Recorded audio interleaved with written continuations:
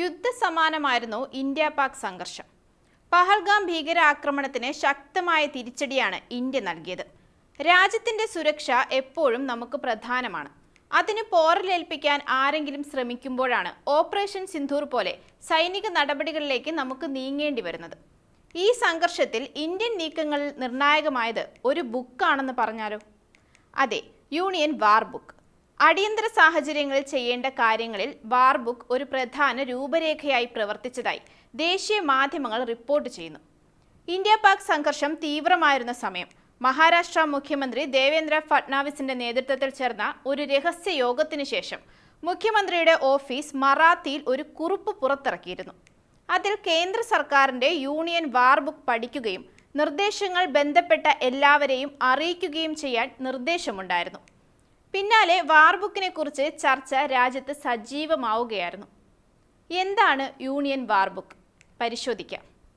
200-ലധികം പേജുകളുള്ള നീല നിറത്തിലുള്ള വാർ ബുക്ക് പരിമിതമായ പതിപ്പിലുള്ള ഒരു സർക്കാർ മാനുവലാണ്. അതീവ രഹസ്യ സ്വഭാവമാണ് ഇതിനുള്ളത്.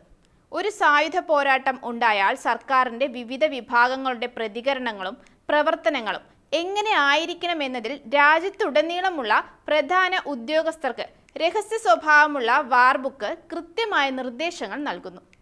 അഗ്നിശമന പരിശീലനങ്ങൾ മുതൽ ഒഴിപ്പിക്കലുകളും സൈറണുകളും മുഴങ്ങുന്നത് വരെ ഇതിലുണ്ട്.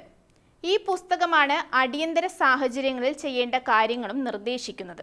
ഒരു യുദ്ധമുണ്ടായാൽ പ്രധാന ഉദ്യോഗസ്ഥരിൽ ഓരോരുത്തരും എന്ത് ചെയ്യണമെന്നും വാർ ബുക്കിൽ കൃത്യമായി വ്യക്തമാക്കുന്നു. ഒരു തരത്തിലുള്ള ആശയക്കുഴപ്പവും ഉണ്ടാകാതെ നടപടിക്രമങ്ങൾ കൃത്യമായി പാലിക്കുന്നതിൽ എല്ലാവർക്കും വ്യക്തമായ ധാരണയും ഇതിലൂടെ ലഭിക്കുന്നു. പൊതുമണ്ഡലത്തിൽ ഈ പുസ്തകം ലഭ്യമല്ല. യൂണിയൻ വാർ ബുക്ക് 2010 എന്ന് പേരിട്ടിട്ടുള്ള ഈ മാനുവലിൽ പ്രതിരോധ, ആഭ്യന്തര, ക്യാബിനറ്റ് സെക്രട്ടേറിയറ്റ് ഉദ്യോഗസ്ഥർ ചേർന്നാണ് ആവശ്യാനുസരണം കൂട്ടിച്ചേർക്കലും മാറ്റങ്ങളും വരുത്തുന്നത്. ഇതിന്റെ സ്ഥാനം വളരെ പരിമിതമായ ആളുകൾക്കേ അറിയൂ. ഉദ്യോഗസ്ഥർ 15 വർഷം കൂടുമ്പോൾ ഈ പുസ്തകം പുതുക്കാറുണ്ടെങ്കിലും റിപ്പോർട്ട് അനുസരിച്ച് ഈ പുസ്തകത്തിന്റെ യഥാർത്ഥ സൂക്ഷിപ്പുകാർ ആരാണെന്ന് അവർക്ക് പോലും അറിയില്ല. ബ്രിട്ടീഷ് ഭരണകാലത്താണ് യുദ്ധ നടത്തിപ്പുകൾക്ക് അടുക്കും ചിട്ടയും വേണമെന്ന ഉദ്ദേശത്തോടെ വാർ ബുക്കിന് രൂപം കൊടുത്തത്. 2010-ലാണ് ഏറ്റവും ഒടുവിൽ ഇന്ത്യ ഇതിൽ പരിഷ്കരണം നടത്തിയത്.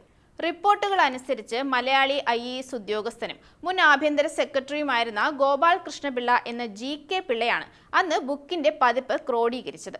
മുംബൈ തീവ്രവാദ സംഭവം കഴിഞ്ഞ് 2 വർഷം പിന്നിട്ടപ്പോഴാണ് GK പിള്ളയുടെ നേതൃത്വത്തിൽ വിപുലമായ ഈ പ്രോട്ടോകോൾ ഗൈഡ് ലൈസൻസിന് രൂപം കൊടുത്തത്.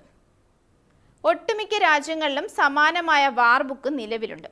ഇന്ത്യയിൽ ഈ വർഷം പുസ്തകം പരിഷ്കരിക്കുമെന്ന് ഉറപ്പാണ്. 2010-ൽ പുസ്തകം എഴുതിയ സാഹചര്യമല്ല നിലവിലുള്ളത്. യുദ്ധരംഗത്ത് വ്യാജ വാർത്തകളുടെ അതിപ്രസരവും അതിന്റെ വ്യാപനവും മുൻകൂട്ടി കാണാൻ അന്ന് കഴിഞ്ഞില്ല. അതിനാൽ സാഹചര്യം അനുസരിച്ച് പരിഷ്കാരങ്ങൾ വാർ ബുക്കിൽ ഉണ്ടാകുമെന്ന് നമുക്ക് പ്രതീക്ഷിക്കാം.